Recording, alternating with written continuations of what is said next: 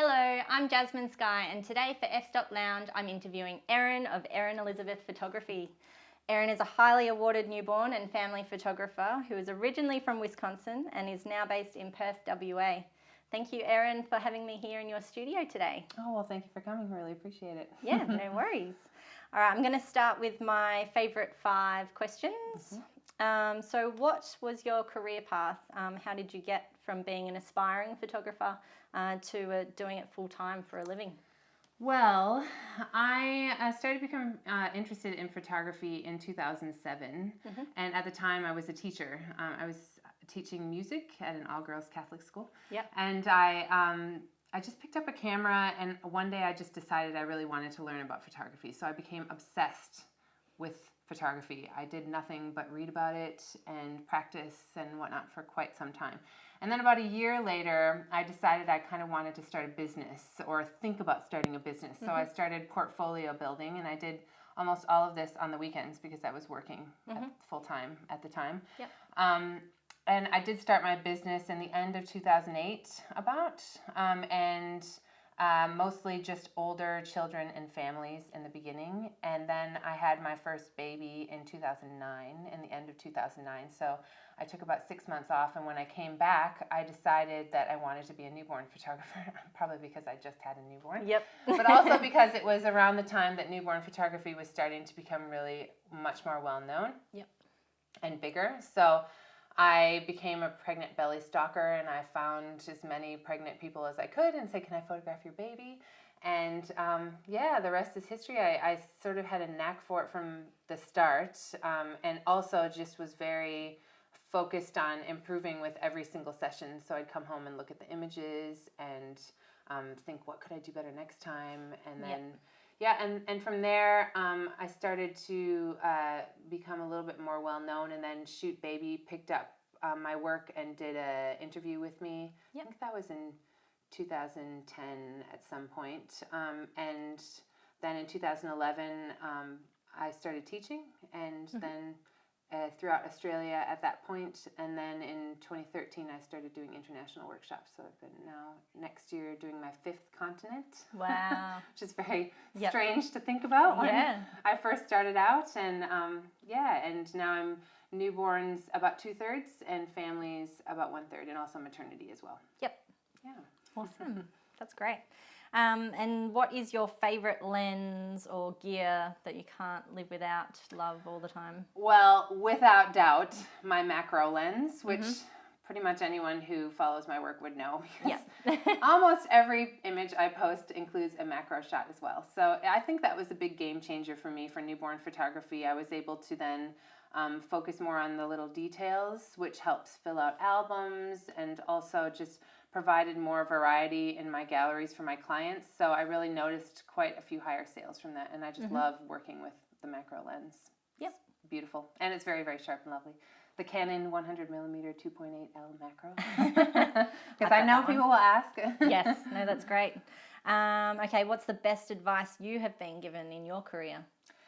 I think the best advice that I remember the most was to not charge anything until I was 100% ready, which was something I didn't want to listen to at the time, because I was like, why would I do all this work for free when I could be making money? But I'm so glad that I didn't. I think I did around 40 free sessions before I charged anything, and that was after my skill building was done as well. So this was just portfolio building sessions.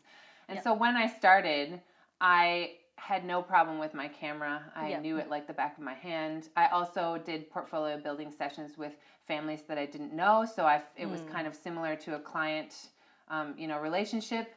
So I was very much ready to charge. And then what I did was I leapt right up into professional prices rather than starting off with the I'm going to do this for $50 sort of thing, which is really hard to get out of once you get into it. I did that, and it is hard. I've heard so many people telling me that, and that was one of the greatest things that people said is just don't charge anything and then leap up into professional fees, which obviously is hard when you first start off. You have to market yourself quite a bit, but it was a smart business move in the end.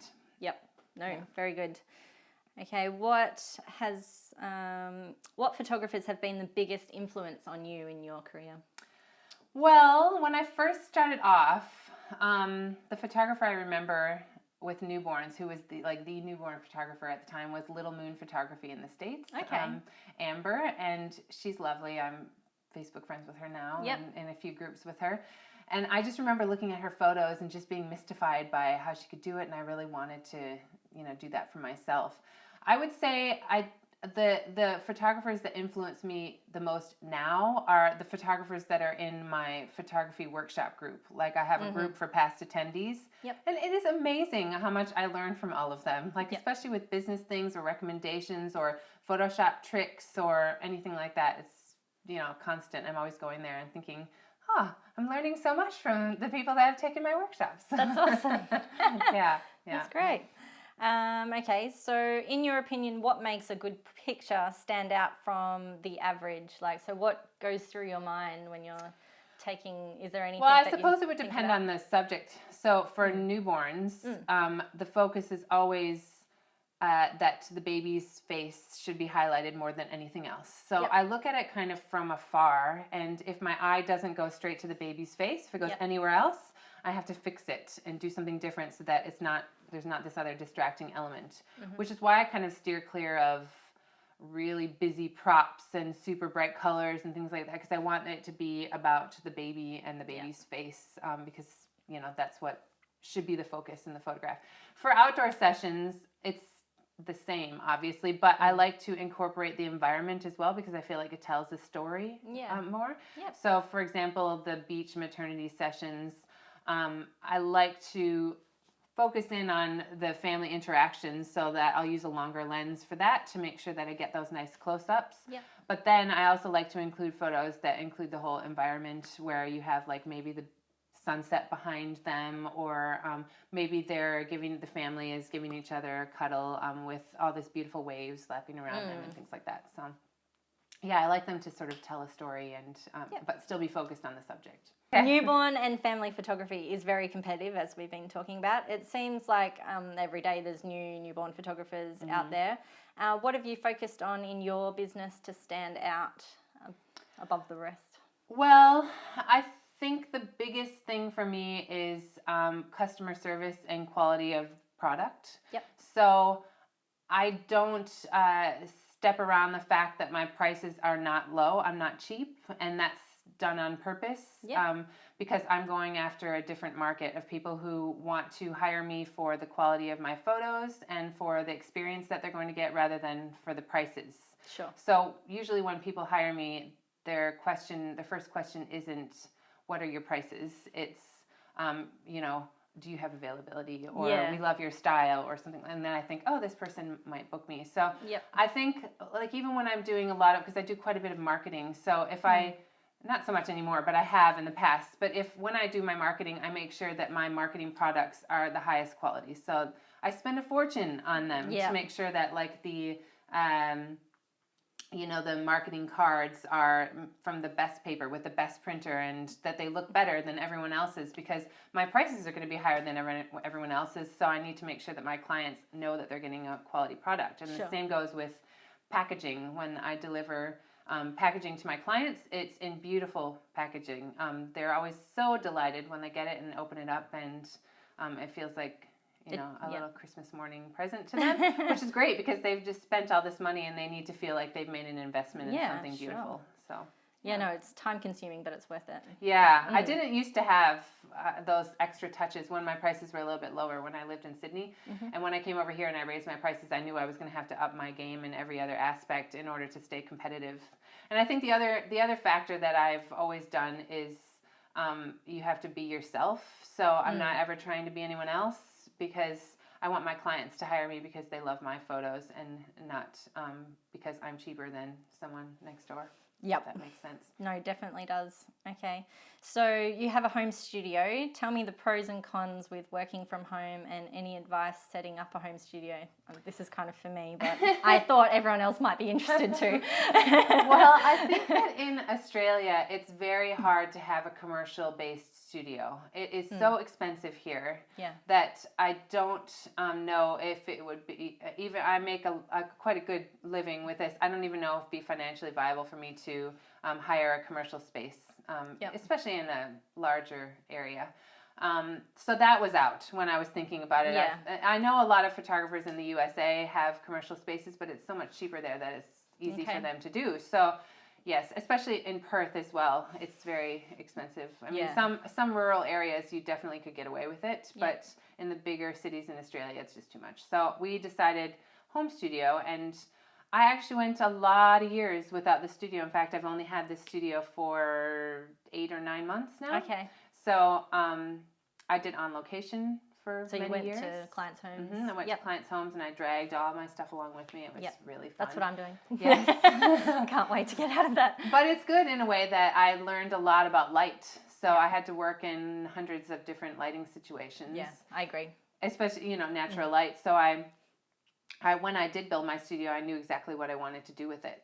So before I had the studio, I was also in my living area for about 2 years, a year and a half, 2 years. And it was not great light there, but it was okay, and I could deal with it, and it was better than going on location. Yes. So I dealt with that for a while, but I love my home studio. I love working at home. It's so good, especially since I have young children. They come home from school. I have a nanny here that looks after them, and they come from school, and they can come in and talk to me when I'm working and show me things, and then ask me questions if they want, which can sometimes get annoying. But it's also nice because I feel like I'm seeing them and not being away the whole time, and I can hear them, and they can come and talk to me. But I would say the cons would be that it's hard to switch off. I think anybody who works at home definitely feels that way. Yep. Like if I was somewhere else, I could just leave everything at work and come home and not think about it for the most part. But it's very difficult to do that and also especially in this industry, I feel like clients don't really respect business hours with photographers. They're emailing you and texting you at 9 o'clock at night and expecting a response right then. Yep. And so I think if you don't make strict rules with that kind of thing, and like my strict rule is that I'm allowed to think about work and do work in the evenings during the week, and then on the weekends I don't. Yeah, that's a good way to do it. I would maybe do a little bit of email if I had to after the girls go to sleep on the weekends, but other than that, I spend time with my family and I don't do work unless I'm extremely behind, which happens every now and then. Yeah. But overall, I'd say the home studio just needs a lot of planning, which I'd planned for years of what I wanted to do. And just sort of strict rules about when you are and are not going to work. Yeah. Especially with a family, a young family, which I know you have as well. So. Yeah, no, it's hard to switch off. Yeah. Okay, so in newborn photography, there seems to be a lot of trends, and everyone starts doing the same thing. I know I've done it. Really hard when clients are asking for certain poses. Yes. All that kind of thing, props. You have a really distinctive style, and can you offer any advice to people who are starting out and trying to find their style?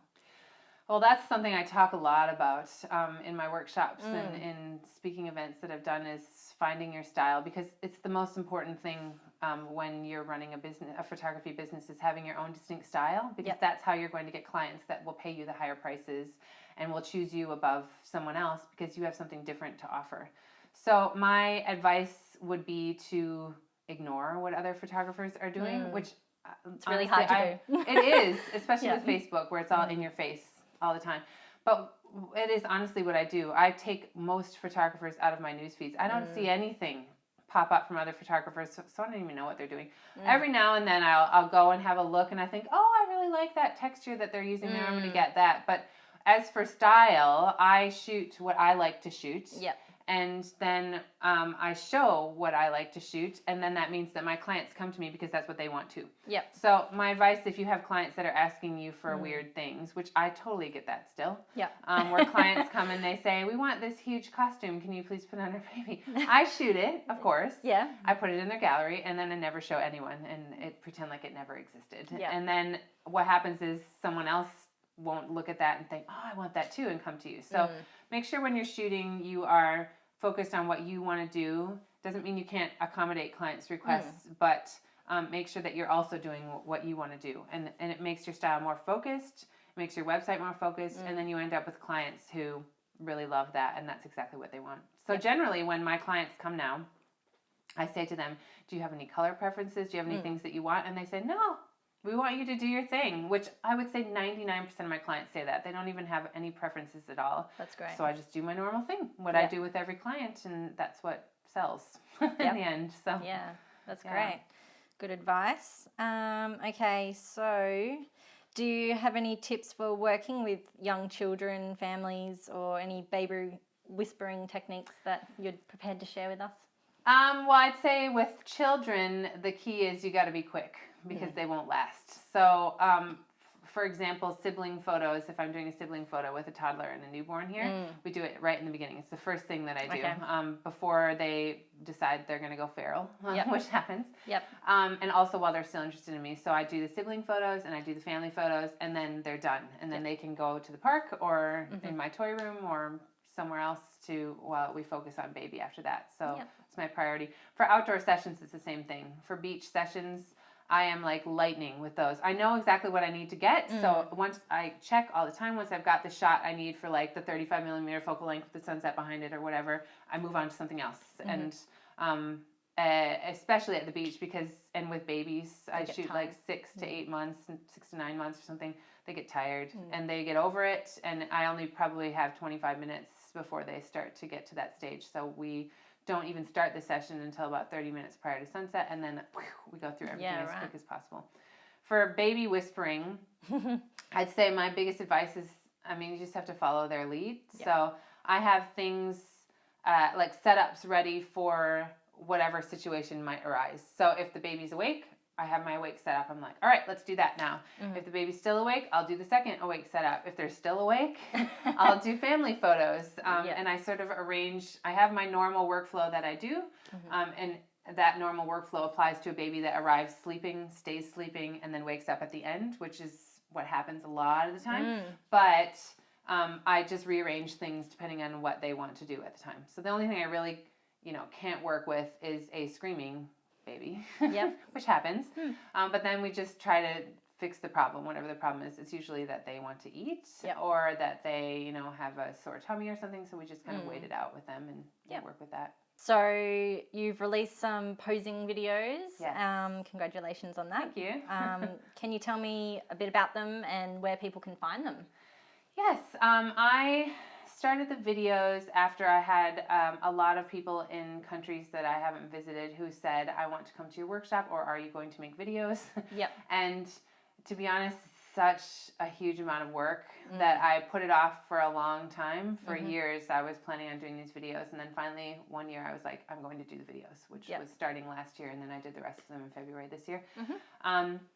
And I decided to do mine a little bit differently. Rather than having just a video workshop, I have them separated into smaller videos. So you can buy 1 or 2 or the whole thing at a savings. So the 5 videos that I have for sale right now are newborn posing, and that goes through my normal workflow of poses that I go through for a normal session. I also have working with older and awake newborns, because I do a lot of sessions with babies aged 3 to 8 weeks. And a lot of people will say no to those sessions, and it's a big market that you're missing out on if you do say no. Newborn wrapping techniques, because people ask me about wrapping babies all the time. Then I've got lighting angles and macro video, and that one I think is huge for working with natural light in particular, and also angles because angles and lighting is 90% of newborn photography. So just learning where to stand and where to put your head, and it's a good video for that one. And then the last one is newborn post-production and workflow. So it's quite a long one that I think it's 2.5 hours of me going through my entire workflow from start to finish, and I show you everything that I do on Photoshop. So they've been very popular, and I've had amazing responses from them. So I'm really happy with how as with everything else in my business, I spared no expense in putting them together. So they're very well done, and very proud of them. So great.